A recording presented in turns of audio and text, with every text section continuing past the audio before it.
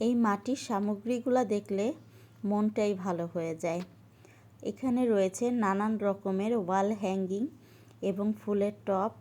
দেখুন, এটা দেখে তো আমি আমার শৈশবে চলে গেলাম। শৈশবে কতই না মেলার থেকে হাঁড়ি কিনে খেলেছি, এখন সবই স্মৃতি। যাই হোক, এখানে পেয়ে যাচ্ছেন আপনারা বিভিন্ন রকমের থালা বাটি এবং কড়াই, ফুলের টব, গ্লাস, বাটি, চায়ের কাপ, চামচ এবং বিভিন্ন রকমের আইটেম, যা দেখলেই শুধু দেখতেই মন চায়। শহরে থেকে আমরা যতই আধুনিক এবং নিত্য নতুন জিনিস দিয়ে ঘর সাজাই না কেন, আমরা কিন্তু দিন শেষে সেই মাটির মায়া এবং মাটির ভালোবাসায় ফিরে যেতে চাই।